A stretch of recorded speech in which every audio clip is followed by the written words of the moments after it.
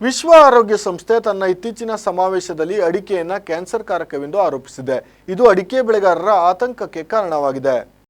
ವಿಶ್ವ ಆರೋಗ್ಯ ಸಂಸ್ಥೆ ತನ್ನ ಇತ್ತೀಚಿನ ಸಮಾವೇಶದಲ್ಲಿ ಅಡಿಕೆಯನ್ನ ಕ್ಯಾನ್ಸರ್ ಕಾರಕವೆಂದು ಆರೋಪಿಸಿ ಅದರ ಉತ್ಪಾದನೆ, ಮಾರಾಟ ಮತ್ತು ಬಳಕೆಯನ್ನ ನಿಷೇಧಿಸಲು ಆಗ್ನೇಯ ಏಷ್ಯಾದ ರಾಷ್ಟ್ರಗಳಿಗೆ ಕರೆ ನೀಡಿದೆ. ಈ ಕರೆಯು ಭಾರತ ಸೇರಿದಂತೆ ಹಲವು ದೇಶಗಳಲ್ಲಿ ಅಡಿಕೆ ಸಂಸ್ಕೃತಿಯ ಮೇಲೆ ಗಂಭೀರ ಪರಿಣಾಮ ಉಂಟು ಮಾಡುವ ಅಪಾಯ ಎದುರಾಗಿದೆ. ಶ್ರೀಲಂಕಾದಲ್ಲಿ ಇತ್ತೀಚೆಗೆ ಆಗ್ನೇಯ ಏಷ್ಯಾ ಪ್ರಾದೇಶಿಕ ಒಕ್ಕೂಟದ ಸಮಾವೇಶದಲ್ಲಿ ವಿಶ್ವ ಆರೋಗ್ಯ ಸಂಸ್ಥೆಯು ಕ್ಯಾನ್ಸರ್ ಕಾರಕ ವಸ್ತುಗಳ ಬಗ್ಗೆ ಗಂಭೀರ ಚರ್ಚೆ ನಡೆಯಿತು. ಈ ಸಮಾವೇಶದಲ್ಲಿ ಭಾರತ, ಬಾಂಗ್ಲಾದೇಶ್, ಭೂತಾನ್, ಉತ್ತರ ಕೊರಿಯಾ, ಮಾಲ್ಡೀವ್ಸ್, ಮಯನ್ಮಾರ್, ನೇಪಾಳ, ಶ್ರೀಲಂಕಾ ಮತ್ತು ಥೈಲ್ಯಾಂಡ್ನಂತಹ ರಾಷ್ಟ್ರಗಳ ಪ್ರತಿನಿಧಿಗಳು ಭಾಗವಹಿಸಿದ್ದರು. ಕ್ಯಾನ್ಸರ್ಗೆ ಕಾರಣವಾಗುವ ವಿವಿಧ ವಸ್ತುಗಳು ಮತ್ತು ಉತ್ಪನ್ನಗಳ ಮೇಲೆ ಕಠಿಣ ಕ್ರಮ ಕೈಗೊಳ್ಳುವ ಅಗತ್ಯವನ್ನ ಸಮಾವೇಶವು ಹೇಳಿದೆ. ಈ ವೇಳೆ ಅಡಿಕೆ ವಿಷಯವೂ ಚರ್ಚೆಗೆ ಬಂದಿರುವುದು ಬೆಳೆಗಾರರ ಆತಂಕ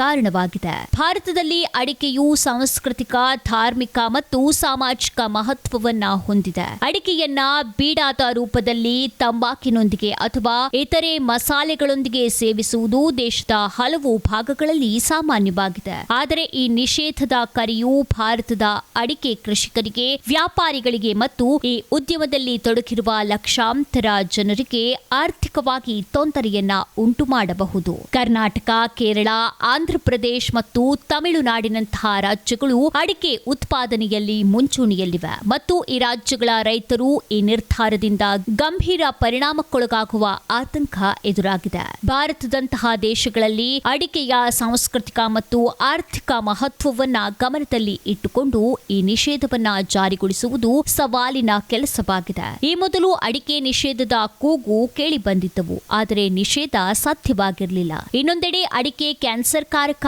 ಅಲ್ಲ ಎನ್ನುವುದು ಭಾರತದ ಹಲವು ಸಂಶೋಧನೆಗಳಲ್ಲಿ ದೃಢಪಟ್ಟಿದೆ. ಬ್ಯೂರೋ ರಿಪೋರ್ಟ್, ವಿಸ್ಮಯ ನ್ಯೂಸ್.